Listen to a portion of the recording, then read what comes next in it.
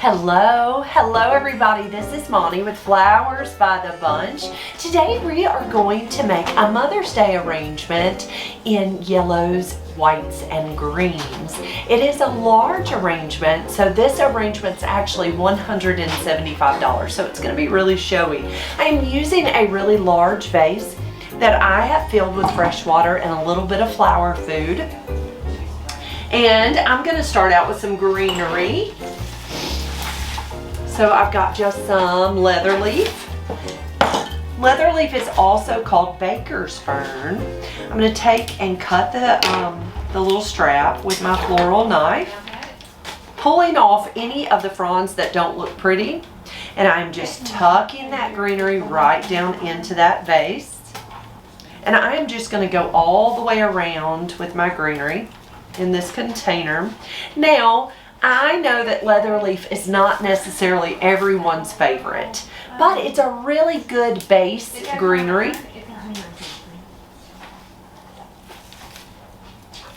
And so I am just taking my floral knife and cutting that stem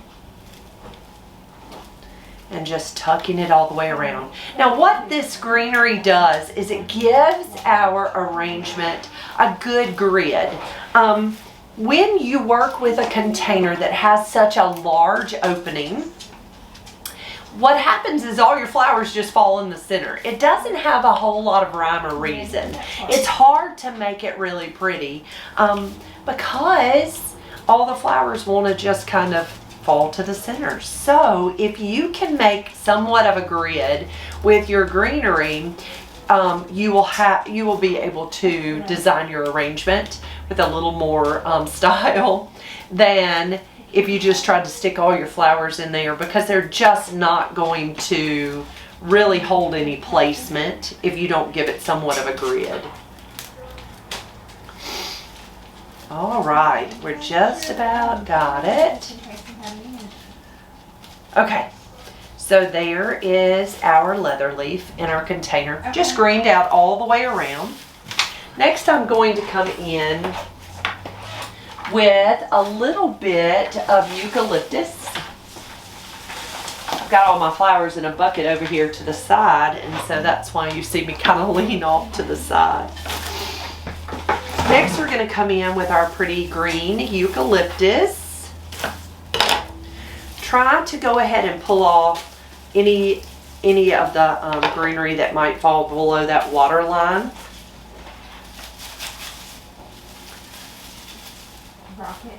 What happens is if that greenery falls below that water line, it is going to help aid in the growth of bacteria in your water. So if you can try to keep as much greenery out of the water as possible, it works out. It helps to keep your flowers fresher. Now, as I design, you are going to probably see greenery fall into that water. It's not a big deal. You can always pull your flowers out, clean up your water, and then put your flowers back in. Okay, so there's our eucalyptus and our leather. Next, I'm going to come in with Rumex. Rumex reminds me a lot of a millet, a grass millet or grass seed. It's really a very fun filler. And I love this bright green of the Rumex. So I'm just taking each stem and I'm cutting those at an angle and just tucking that Rumex right over into my vase. And look how pretty that Rumex is. It makes me happy. Okay, next I am going to come in with some hydrangeas. So I have 3 white hydrangeas that I am going to tint green. Now I am going to take and remove the sleeves from my hydrangeas. Now, when we pack, our hydrangeas come in with these plastic sleeves on them. And we just leave them on them while they're in the cooler because we find that it protects the flower. It protects that bloom. So we just leave those on there. We have never had any problems. We use them pretty fast. So we've never had any problems with them being left in the sleeves and mildewing or anything like that. We usually don't have any issues. I am going to take Some Just for Flowers flower paint. It is by Design Master, and this is a floral tint or dye. I'm going to take and hit my hydrangea with just a little bit of fresh green.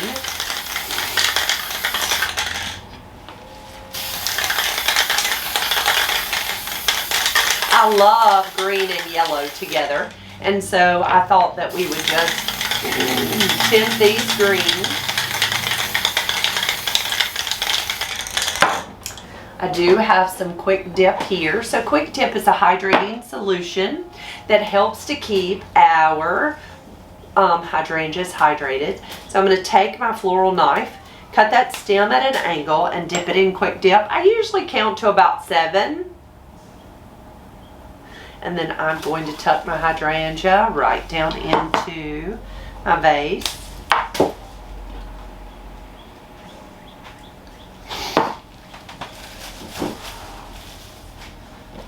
I love hydrangeas. We here at our flower shop buy a lot of white hydrangeas. I actually have them on standing with Budsy.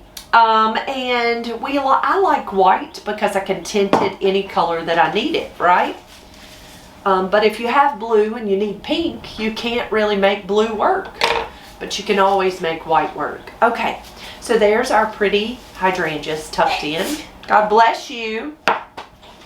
Next, we are going to come in with some yellow snapdragons and yellow alstroemeria lilies. Some solidago aster. All right, we're going to do our solidago aster first. So solidago aster is just a filler flower. Now, a lot of times you'll see people use a lot of aster in their floral designs.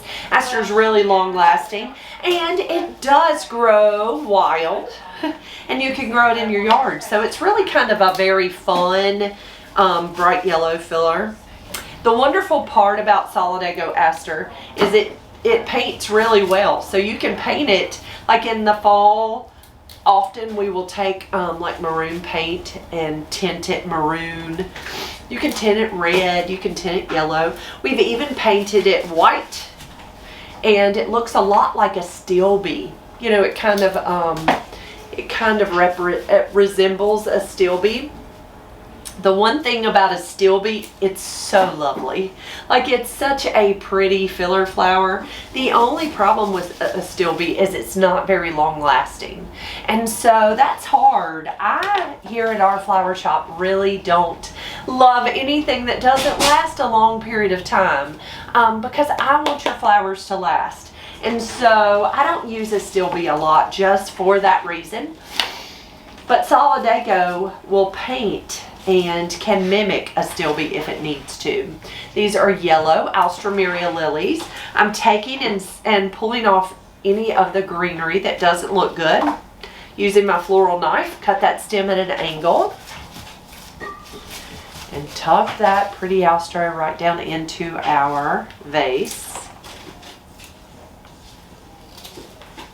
Again, you want to remove that greenery that might fall below that water line in your vase. Now, alstroemeria lilies, also called Peruvian lilies, are very long-lasting blooms. And they come in all the colors in the rainbow except blue. And so they really are a nice added touch to most any arrangement, because they come in so many colors. And they're really inexpensive. It almost reminds me, it's so interesting to me that the flowers that are the longest lasting, such as carnations and daisies, chrysanthemums of most types, and alstroemeria lilies are all your least expensive flowers, yet they're the longest lasting. And so anytime you're at your local grocers and you see alstroemeria lilies, bring a bouquet home and enjoy your flowers. They're very inexpensive, yet you get a lot of bang for your buck. Next, we're going to come in with some snapdragons. Now, I will say these snapdragons are a little short, and I don't love that, but I just thought that it would be fun to have a little bit of a line tucked in. So I'm going to take my snapdragons, cut them at an angle, and tuck them right into our arrangement.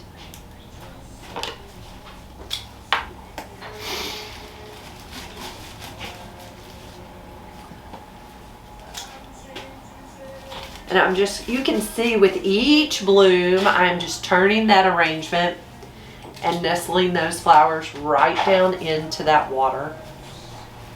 Just all the way around in our arrangement. Now, of all the arrangements that we're doing for Mother's Day, of course, this yellow one is my favorite.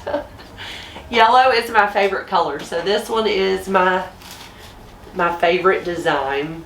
Okay, so there's our snapdragons all the way around, and you can just see it's just getting fuller and fuller. Next, we are going to come in with some large chrysanthemums. Look at these beautiful mums. They're so large and so showy and so yellow. So I'm going to take my floral knife, and they're pretty tall. They're pretty showy. Cut that stem, and I am just nestling those yellow chrysanthemums right down in.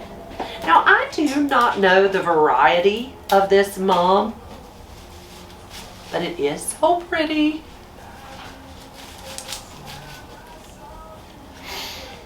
Look at there.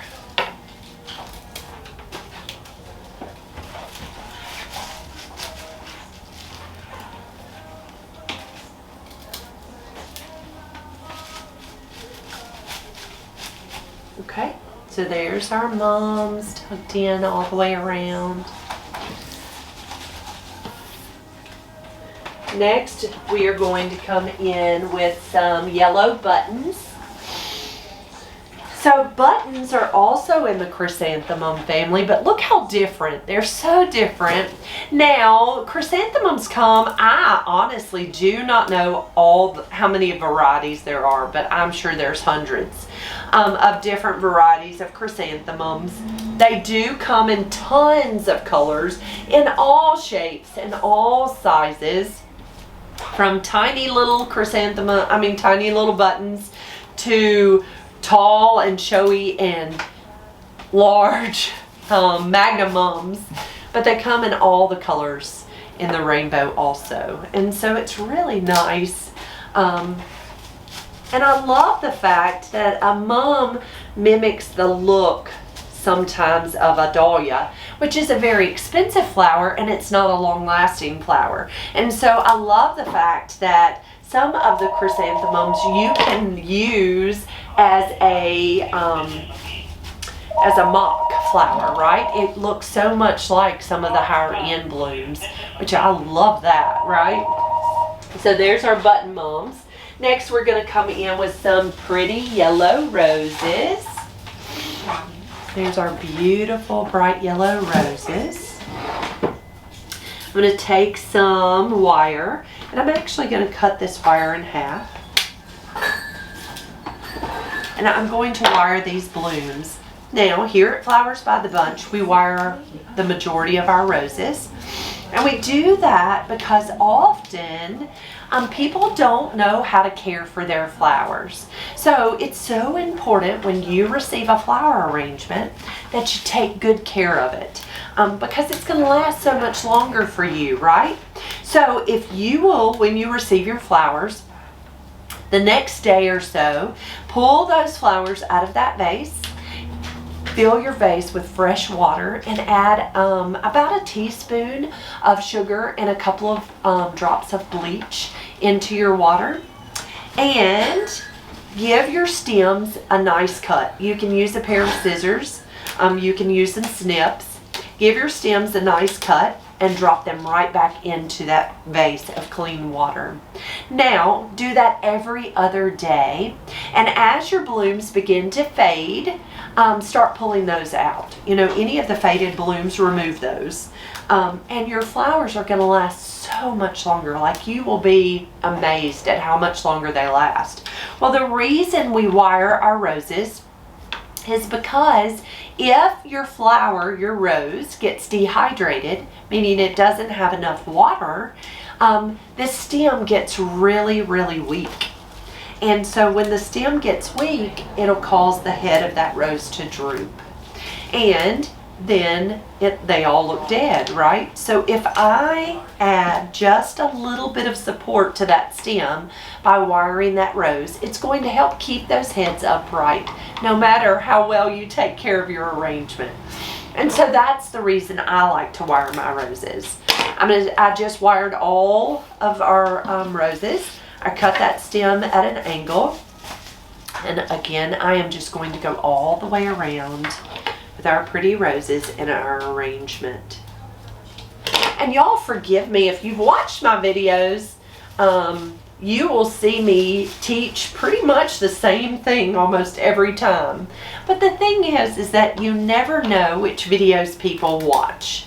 And those are some of our the most questions that we get. Why do you wire roses? If you would care for your roses correctly or process them correctly, you wouldn't have to wire them. And my answer to that is it's not about me. It's not about me caring for the flowers while they're here at the flower shop. It's about how well they're cared for when they leave the flower shop. And so that's why I like to add that little wire. Look at how showy this arrangement looks already.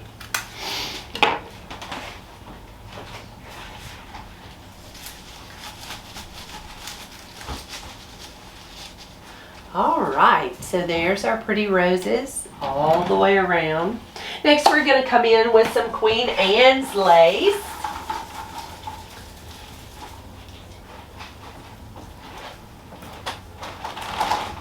So we have some really pretty Queen Anne's lace. Queen Anne's lace to me is such a nice filler. It's just kind of a fun, pretty, white, lacy flower. I am going to remove some of the leaves that are on the bottom of the stem. Cut that stem at an angle, and I am just going to let this Queen Anne's lace almost flow over. I'm not going to nestle it down low. We're just going to kind of stick it out. It's going to stick out for us. So this year for Mother's Day, we went with more color themes than we did exact arrangements, so that each one of my artists here at the flower shop can design each arrangement as they design. So I didn't go with every arrangement supposed to look like this kind of picture. We just did color schemes, and let me tell you, that makes it so much easier because each design is the correct colors that we've sold. They're all very different, and I love that. I would prefer them not to have to be cookie cutters.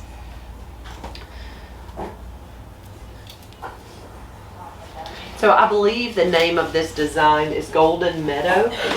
Yes. So this design is called Golden Meadow. It's one of our designs on our website. And it's just pretty greens and yellow flowers. Okay, next we're going to come in with some lilies. Now, I've got some Lysianthus. Let's come in with our Lysianthus, and then we'll come in with our lilies. Now, I like to wait and use my lilies last. I like to put those in an arrangement last, and the reason is they're very delicate and they get bumped or bruised. So I'm going to take my Lysianthus, and I'm going to do exactly like I did with the Queen Anne's lace, just kind of let it kind of poke out and give us some movement in this arrangement. Instead of having everything on the same level and in such a wad, if you will have some things that kind of poke out and give you some movement, I think it really makes the arrangement look higher end.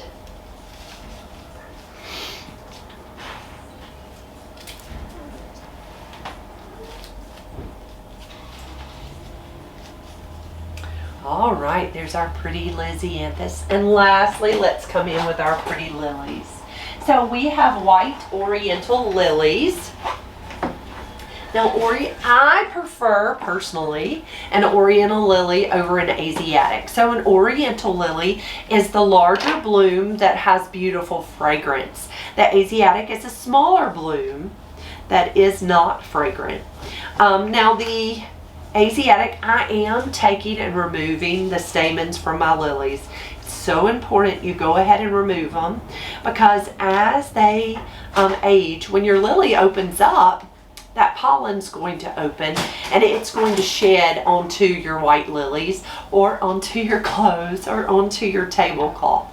And so you want to go ahead and remove any of that pollen, because it is going to stain. Now the Orientals are smaller, but they're very delicate. I just find that they bruise easier. And so that's the reason I don't necessarily like them. But they do come in lots of bold colors that the Oriental lilies don't. And so if you want bold color, they are your choice.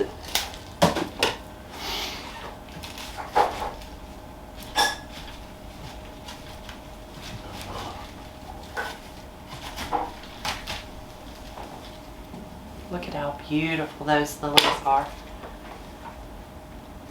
Now, here's the trick to getting pollen out of your clothes.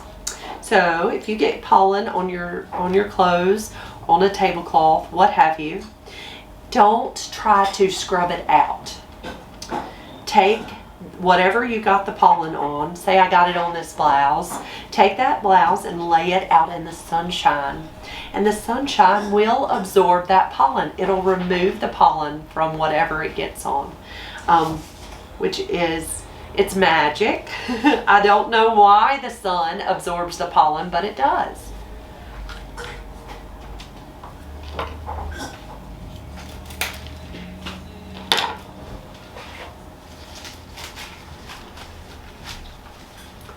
All right, there is our Golden Meadow arrangement. And it is absolutely beautiful. It's my favorite. It's one of my favorites. And so what you'll see me here is I'm just going to kind of adjust that hydrangea. I just kind of pulled it out. It was a little tight down into that arrangement, so I just adjusted it. And you can do that with any of your blooms. Don't be hesitant to adjust those blooms a little bit to make them, put them where you need them, okay?